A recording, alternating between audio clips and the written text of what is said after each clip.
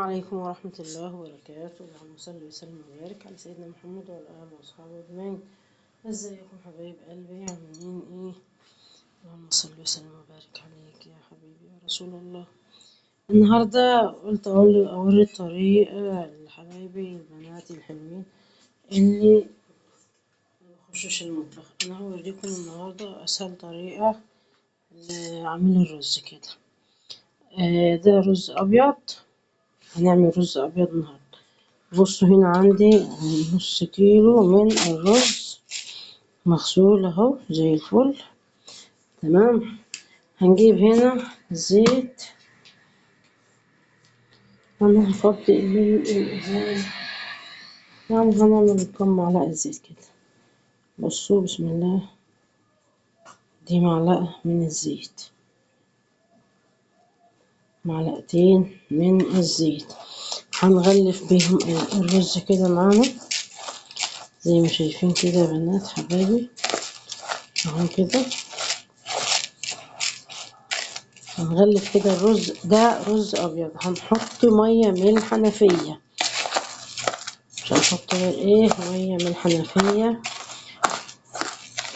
مع بعض كده عشان البنات الحلوين. انا جايه تعبانه مثلا من الشغل ومهدوده، مش قادره اقف اعمل رز ولا اعمل الرز اللي هو مفلفل كده لحم بنعمله. شفتوه كذا مره معانا، عملت معاكم الرز ده كذا مرة اللي هو مفلفل كده. تغلف معانا الرز زي ما شايفين. تمام. هنحط برضو معلقة هنا في الحلة اللي احنا هنعمل فيها الرز كده. يعني كده نقول الرز اخد معانا 4 معالق زيت. تمام. نسمي الله كده مع بعض. مش التربات ولا الأصوات، بس غصب عني سامحوني. شايفين كده الرز معانا اتغلف من الزيت. ليه؟ علشان ما يمسكش في بعضه كده لما يقرب يستوي. تمام. مسكنا بقى الحلة وزي ما شايفين، زي ما لو عندك، عشان بس ما يمسكش في الحلة. وكده كده هنحط المية احنا بتاع كده. هنا عندي معلقتين برضو. هنفضي الرز كده اهو، سهل خالص. ننزل اللي فيه ده عشان خلاص بدل ما يترمى.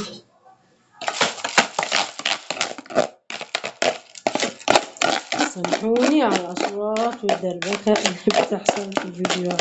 إن شاء الله يدعوني كده ربنا يسهل أتعلم المونتاج، ما سمعتوش غير الصوت بتاع الشرح بتاع الأكلة. كده معانا الرز خلاص اتغلف. نجيب مية من الحنفية يا بنات، من الحنفية اهي. بسم الله. هنغطي الرز كده كأنه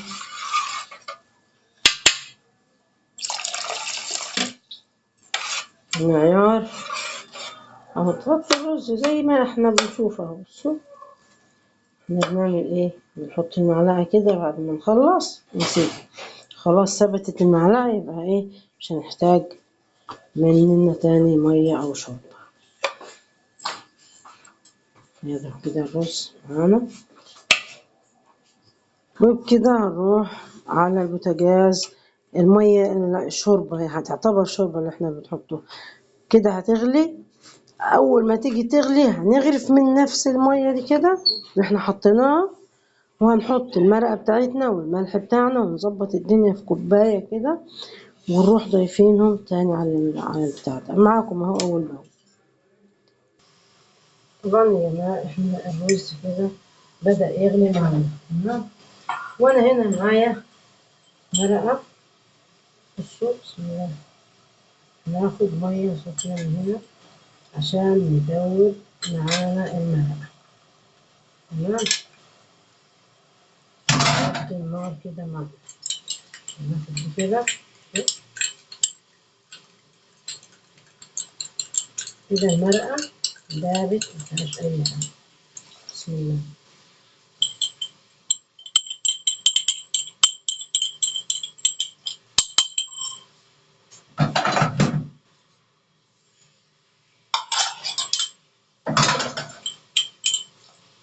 بس كده أسهل حاجة خالص، مفيش أي حاجة. بصوا بسم الله، متخافيش ضيعي فيه المعلقة كده علشان تظبطي الملح بتاعه.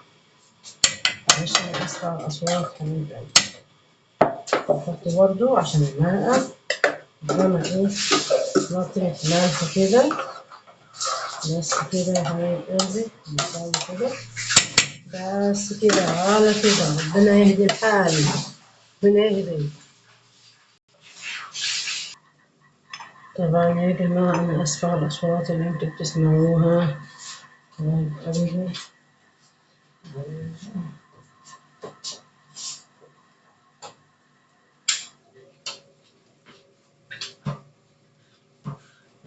احنا بسم الله ما شاء الله.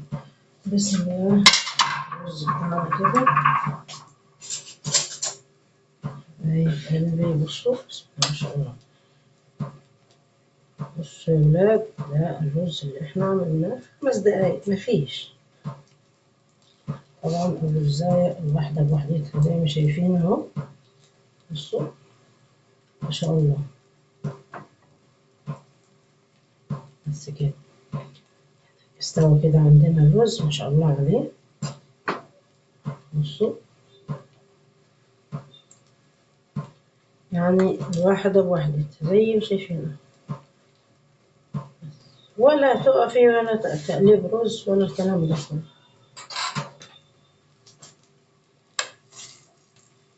نقلب كده الرز معانا برضو على خفيف مع ايه عشان ما يتعجنش مني. هو اصلا عمره ما هيتعجن لانه متغلف بالزيت زي ما شايفين. بسم الله ما شاء الله. كده الرز زي ما شايفين كده واضح انه استوى كده.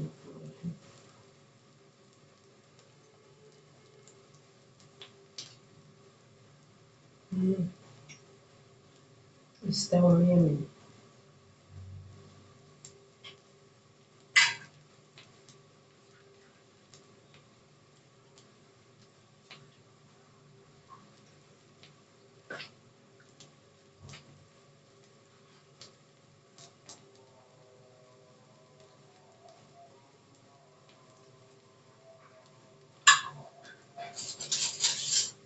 والله حبة رز حلوين. أنا ما بحطش أي يا جماعة أي. بصوا كده أهو عشان ميبقاش فيه إيه. بسم الله ما شاء الله.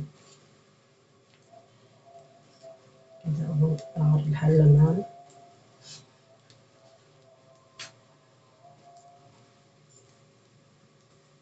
مفيش كده إيه كده شرب الشوربة بتاعته زي الفل. ونغرف كده والهنا والشفا مع بعض كده في التقديمة عشان أنا عاملة جنب منه طاجن لحمة وطاجن صدر فراخ يعني صدر فراخ. وهو إيه بس كده. هنسيب الرز كده مش هنغطيه مدة 5 دقايق أو 3 دقايق. المهم لما بتفصلي عن الرز عشان ما يعجنش منك تسيبيه يتهوى. بعد كده تروحي مغطيه. دي تقليبة كده تروحي مغطيه. بس كده بالهنا بالشفا. واشوفكم مع بعض في التقديمة. انا كده هفصل عن الرز بسم الله. بس كده تمام التمام. اشوفكم ايه في التقديمة يا حبيبي. تمام التمام. اه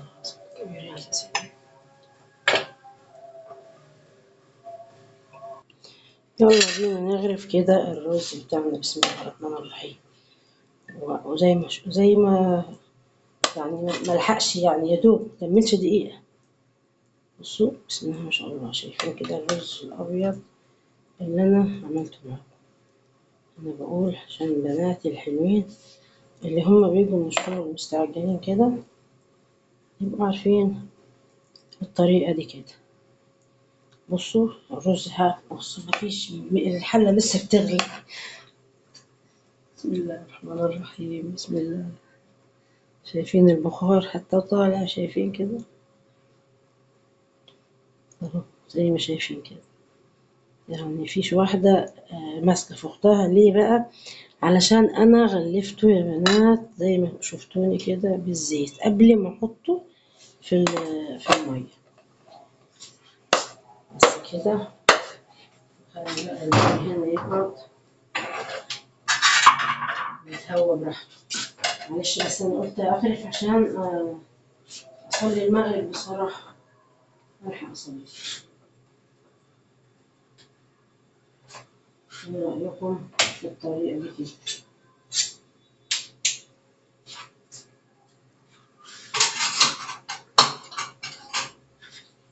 بس كده يا حبايب قلبي، هنسوي الرز كده. بسم الله.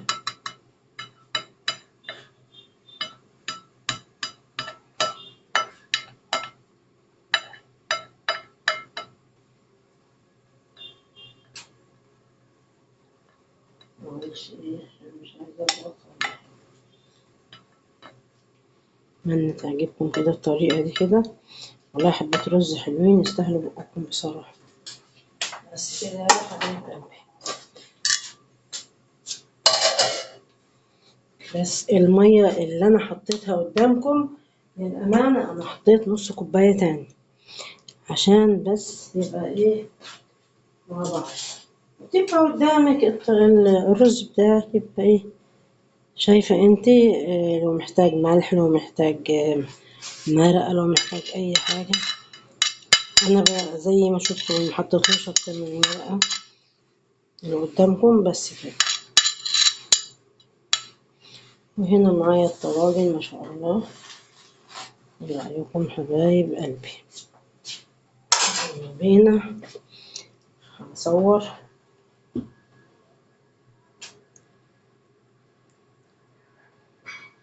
انا هنا يا جماعة، انا هنا عاملة حاطة بزلة مع بطاطس مع جزر. تمام.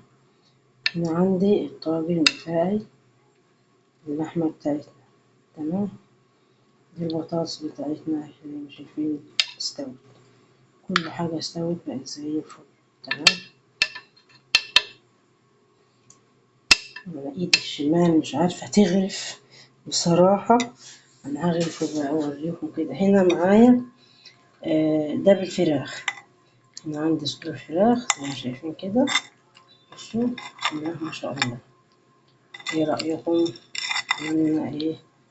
بصوا الفراخ ما شاء الله قشطة كده، قشطة شايفين كده.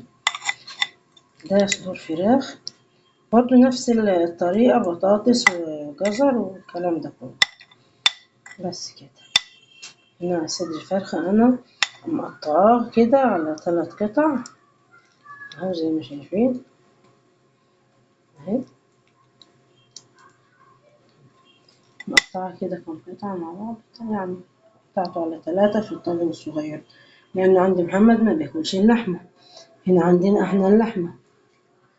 هنا معايا نص كيلو من اللحمة. وهنا عمي محمد ما بياكلش اللحمة، أنا عملت له فراخ زي هنا بالظبط. والرز طبعا أتمنى تعجبكم. بصوا الجمال، شايفين؟ شايفين بسم الله ما شاء الله. بصوا الجمال بتاع الرز بتاعنا، شايفين؟ واحدة بواحدة. أتمنى تعجبكم الطريقة دي يا حبايب قلبي، وأتمنى يعجبكم يا رب العالمين. أوريكم كده اللحمة والسوا بتاع اللحمة. طبعا حبايب قلبي بصوا أكلة تستاهل بقكم بصراحة. شايفين؟ بسم الله ما شاء الله. بصوا اللحمة عاملة زي الموزة. بصوا دايبة دوب. انتوا طبعا شايفينها من البخار ولا ايه؟ بصوا بسم الله ما شاء الله. زي ما شايفين كده حبايب قلبي اهي. بصوا اللحمة دي موزة. هي فعلا من موزة يعني. أنا لما جبتها قلت للراجل أنا عاوزة اللحمة الموزة، الجزار بتاع اللي بيبيعها. تمام. وأتمنى تعجبكم حبايب قلبي، وأتمنى إعجابكم كده.